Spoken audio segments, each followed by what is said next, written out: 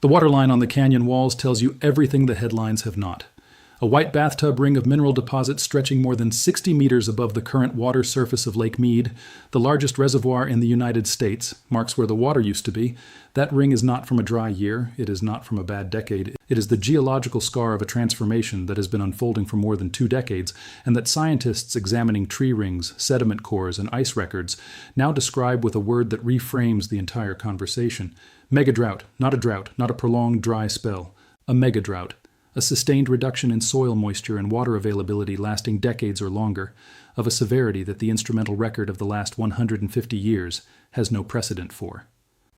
And the data being published in 2025 and 2026 from the University of California, UCLA, Columbia University's Lamont Doherty Earth Observatory, and the United States Geological Survey is converging on a conclusion that emergency managers in Las Vegas, Phoenix, Tucson, Los Angeles, and Denver have been quietly absorbing for months. The Colorado River, the lifeblood of the American West, the water source for 40 million people across 7 states and 2 countries, is running at levels not seen in 1,200 years of reconstructed hydrological history, and the models that were used to allocate its water in 1922, when the Colorado River Compact was signed, assumed a river that no longer exists. Let us start with the river itself, because understanding what the Colorado River actually is, what it does, where it goes, and what depends on it, is the only way to understand why the current situation is not a water management problem. It is a civilizational stress test. The Colorado River originates in the Rocky Mountains of Colorado, fed by snowmelt from the high peaks of the Continental Divide. It runs for approximately 2,330 kilometers before reaching the Gulf of California in Mexico, or rather, before reaching the point where it used to reach the Gulf of California. Since 1960, the Colorado River has not consistently reached the sea. The water is entirely consumed before it gets there. Every drop is allocated, every gallon is spoken for. The river serves drinking water to the cities of Las Vegas, Phoenix, Tucson, Denver, Salt Lake City, Albuquerque, Los Angeles, and San Diego. It irrigates the Imperial Valley of California, one of the most productive agricultural regions on Earth, responsible for a significant portion of the winter vegetables consumed across North America. It fills Lake Mead and Lake Powell, the 2 largest reservoirs in the United States, together capable of storing roughly 4 years of average Colorado River flow. It generates hydroelectric power for millions of homes across the Southwest through the turbines of Hoover Dam and Glen Canyon Dam, and it does all of this while receiving less water from its headwaters than at any point since the year 800 AD. The 1,200-year figure is not an estimate. It is a reconstruction. Scientists working with tree ring records, the annual growth rings in ancient trees whose width reflects the moisture conditions of each growing season, have built a continuous record of Colorado River flow, extending back over a millennium. The tree ring data allows researchers to calculate how much water the river was carrying in any given year, going back to before the Norman conquest of England. And what that data shows is that the period of high flow that characterized the Colorado River in the late 19th and early 20th centuries, the period during which all 7 states and the federal government negotiated and signed the 1922 Compact E, was anomalously wet. The river that the Compact's authors measured and divided was running higher than average. They did not know this. The instrumental record at the time was too short to reveal it. They allocated a river that was at or near the upper end of its natural variability and wrote that allocation into law as if the river would always run at that level. It has not. And for the past 22 years, it has been running significantly below even the long-term average that the tree ring record reveals. A study published in the journal Science in 2022, led by researchers from UCLA and Columbia University, analyzed the soil moisture deficit across the American Southwest using tree rings, lake sediment cores, cave formations, and other paleoclimate proxies spanning the past 12 centuries. Their conclusion was that the period from 2000 to 2021 was the driest 22-year period in the entire 1,200-year record. Drier than the medieval megadroughts of the 12th and 13th centuries that researchers believe contributed to the collapse of ancestral Puebloan civilizations across the Four Corners region. Drier than any sustained period during the Little Ice Age. Drier than anything the tree rings record for the entire span of human civilization in North America. And approximately 40% of that drying, 4 out of every 10 percentage points of soil moisture deficit D, is directly attributable to warming temperatures driven by human-caused climate change. This is the number that changes the conversation. A drought driven purely by natural variability in precipitation is a drought that eventually ends when precipitation returns to normal. A drought in which 40% of the drying is driven by rising temperatures is a drought with a different character, because temperatures in the American Southwest have risen by approximately 1.5 to 2 degrees Celsius since the pre-industrial baseline, and they are projected to continue rising. Warmer temperatures increase evaporation from soil and reservoirs. They increase transpiration from plants. They reduce the proportion of precipitation that falls as snow versus rain, and they cause the snowpack that does accumulate to melt earlier in the spring, producing peak runoff before reservoirs can capture it efficiently and leaving less water available through the summer and fall when demand is highest. This combination, less precipitation, more evaporation, earlier snowmelt, is what scientists call aridification. Not a temporary drought, a permanent shift in the baseline moisture conditions of the region, and the distinction matters enormously for how the crisis should be understood and responded to. A drought requires patience. Aridification requires transformation. Now let us talk about the reservoirs, because the numbers attached to Lake Mead and Lake Powell represent the physical reality of the crisis in a way that abstractions cannot. Lake Mead, created by Hoover Dam on the Nevada-Arizona border, reached its highest recorded level in 1983 when it filled to 98% capacity. In July 2022, it fell to 27% capacity, its lowest level since the reservoir was first filled in the 1930s.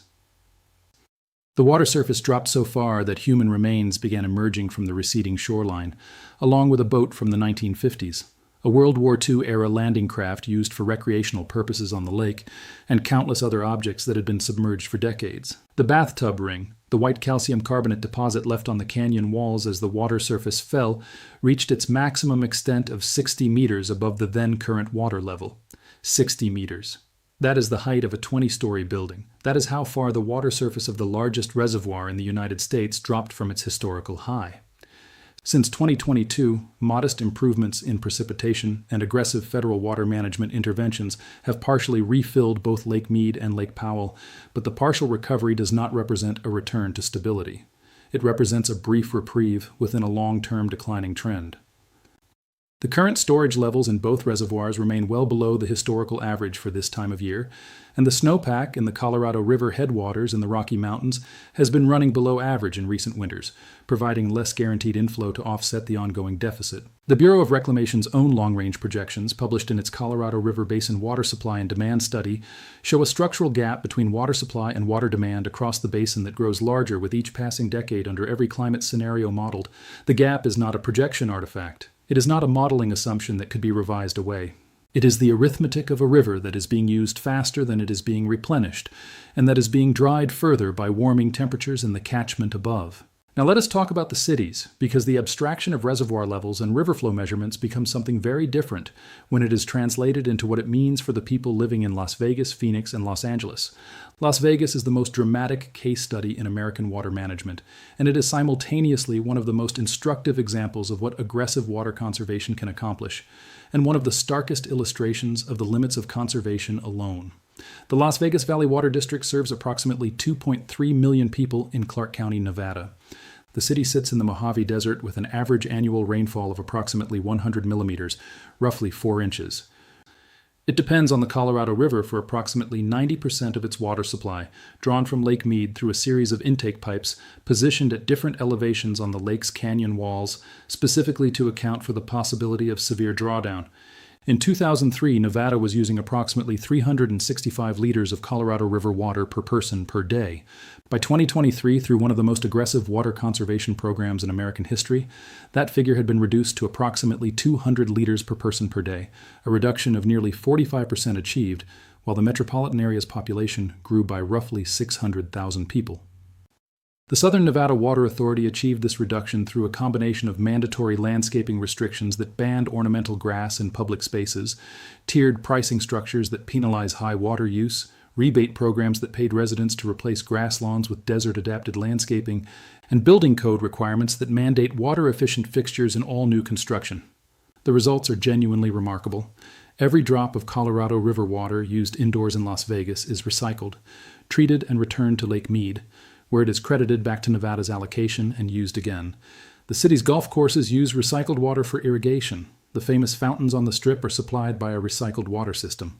Las Vegas has become, by any objective measure, one of the most water-efficient large cities in the United States, and it may not be enough. Because the gains from conservation, dramatic as they are being partially offset by population growth, and they are being structurally challenged by the declining volume of water available in Lake Mead, from which Nevada's allocation must be drawn. If Lake Mead were to fall to elevation 895 feet above sea level, a level the Bureau of Reclamation has designated as a critical threshold, the lowest intake pipe that Las Vegas uses to draw water from the reservoir would be exposed. It would be unable to pump. The city has invested nearly $1 billion in drilling a third intake pipe known as the third straw deeper into the lake bed specifically to address this risk. But there is a level below which no intake can function. And the question of how low Lake Mead can fall before the physical infrastructure of water delivery to the most water-stressed large city in America begins to fail is a question that does not have a comfortable answer under the current trajectory. Phoenix presents a different but equally illuminating case. Greater Phoenix is home to approximately 5 million people and represents one of the fastest-growing metropolitan areas in the United States. It relies on the Colorado River for approximately 36% of its water supply, with the remainder coming from groundwater pumping and Salt River Project reservoirs fed by mountain snowmelt. Arizona was the last of the 7 Colorado River Basin states to join the 1922 Compact and has junior water rights, meaning that in a shortage declaration, Arizona's allocation is cut before Nevada's and California's. When the Bureau of Reclamation declared the first-ever Colorado River shortage in August 2021, Arizona bore the largest initial cut, a reduction of approximately 18% of its annual Colorado River allocation. Further cuts followed in 2022 and 2023 as reservoir levels continued to decline. The cuts fell disproportionately on agricultural users in central Arizona, farmers who had been relying on Colorado River water delivered through the Central Arizona Project Canal to irrigate crops in a desert that receives less than 200 millimeters of rain per year. Some of those farms fallowed their fields. Some drilled deeper groundwater wells. Some sold their water rights to municipalities whose demand was growing faster than the river could supply. The water rights market in Arizona, the buying and selling of legal entitlements to use specific quantities of Colorado River water, has seen dramatic price increases as the structural shortage has become impossible to ignore. Water has become a commodity whose price reflects the reality of scarcity in a way that the public utility billing of most American households does not. But the agricultural cuts, while significant, represent only the beginning of the adjustment that the mathematics of the Colorado River Basin requires. The 7 basin states and the federal government spent 3 years in fraught negotiations before reaching a set of interim agreements in 2026, governing how shortages would be shared through 2031. Those agreements represent a genuine achievement in political cooperation under stress. They also represent a deferral. The interim agreements buy time, but they do not close the gap between supply and demand. They do not change the arithmetic of a river that scientists say is carrying approximately 15 to 20% less water than the compact assumed across an increasingly warm and evaporation-prone basin. The deeper question, the question that the interim agreements defer rather than answer, is what the American West does when the water law framework governing the Colorado River was written around a river that climate change has already begun to unmake. The 1922 Colorado River Compact apportioned 15 million acre-feet of water per year between the upper basin states of Colorado, Wyoming, Utah, and New Mexico, and the lower basin states of Arizona, Nevada, and California.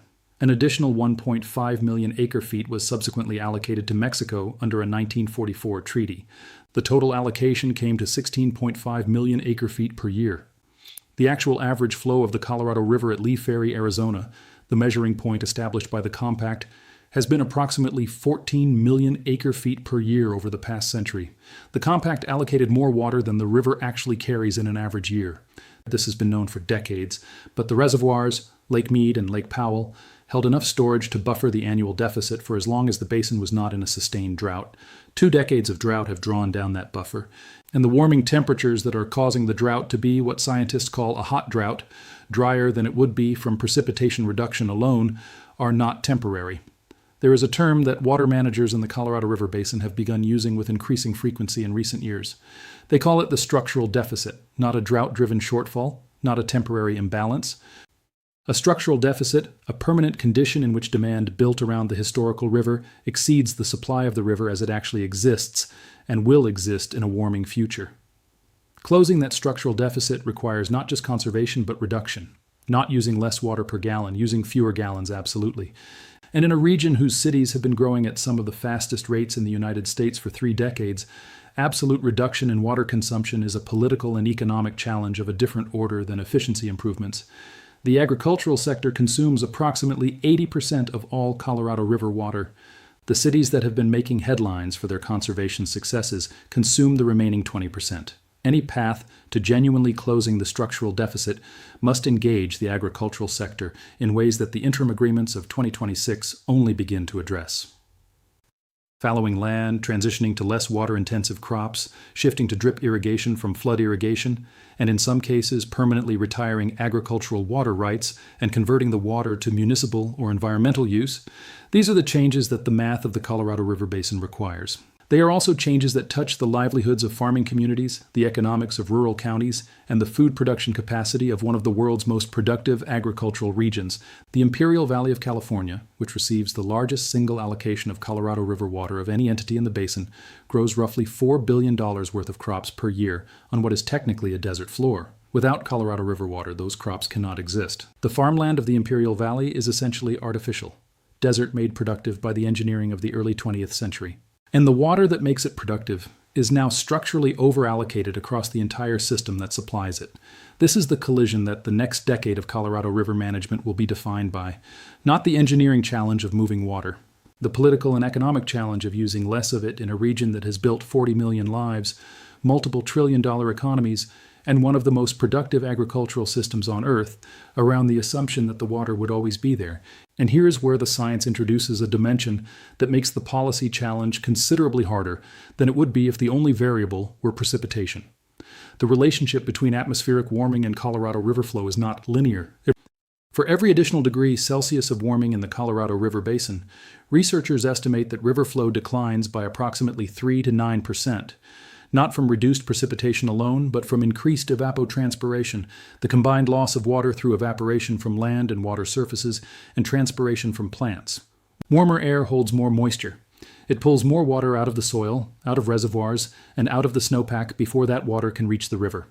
The Southwest has already warmed by approximately 2 degrees Celsius since the pre-industrial period. Under current emissions trajectories, it is projected to warm by an additional 2 to 4 degrees before the end of the century.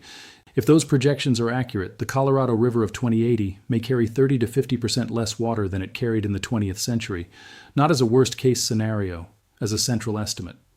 And the cities, farms, and infrastructure of the American West are built around a 20th century river. There is one more dimension to this story that receives less attention than the reservoir levels and the water rights negotiations, but that may ultimately matter more than either. Groundwater. Throughout the American West, and particularly in Arizona, Nevada, and California, groundwater pumping has been used as a buffer against surface water shortages for decades. When the river runs low, drill deeper. The aquifers of the region hold enormous volumes of water that accumulated over thousands of years of recharge during wetter climate periods. But those aquifers are being drawn down faster than they are being recharged. In the San Joaquin Valley of California, which depends heavily on groundwater to supplement surface water allocations, the land surface has been sinking by as much as 2 feet per year in some areas as the water that was holding up the subsurface is removed. This process is called subsidence, and it permanently damages the aquifer's capacity to hold water in the future. A rock formation that has been compressed by the removal of groundwater does not recover its original pore space when water is reintroduced. The aquifer shrinks, the buffer shrinks, and the region becomes more dependent on surface water from a river that carries less water each decade. The groundwater problem is not a future concern. It is a present crisis that is advancing in parallel with the surface water crisis, largely invisible to the public because it happens underground and on timescales that exceed news cycles. The Sustainable Groundwater Management Act passed by California in 2014 requires that all groundwater basins in the state achieve sustainable yield by 2040. But sustainable yield in 2040 may look very different from what planners imagined in 2014 if the surface water supplies that were supposed to supplement groundwater are themselves declining. Here is what the data taken together actually says about the American West's water future. The structural deficit on the Colorado River is real, documented, and not closing under current management approaches. The The warming that has driven approximately 40% of the current drought conditions is not reversing on any timescale relevant to water infrastructure planning. The groundwater buffers that have partially substituted for surface water shortfalls are themselves declining. And the political framework governing water allocation, a framework built on a 1922 legal document written around a river that no longer exists, is being stress-tested in ways that its authors could not have imagined, and that its current administrators are only beginning to grapple with, honestly. The cities of the American West are not going to run out of water tomorrow. That is not the nature of the crisis. The nature of the crisis is slower and in many ways more difficult to respond to than a sudden shortage. It is a structural mismatch between the water that the region has and the civilization that the region has built around the assumption of having more. Every year that the gap is not closed is a year in which the gap grows harder to close.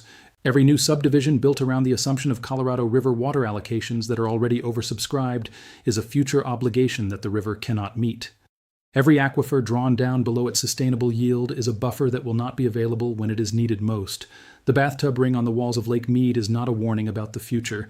It is a record of what has already happened. The future is what happens when the water inside the ring runs out. And in the canyons of the Colorado Plateau, in the aquifers of the Sonoran Desert, in the snowfields of the Rocky Mountains where less falls each winter and less stays each spring, the answer to that question is already being written. Not in headlines, in water, or rather in the absence of it.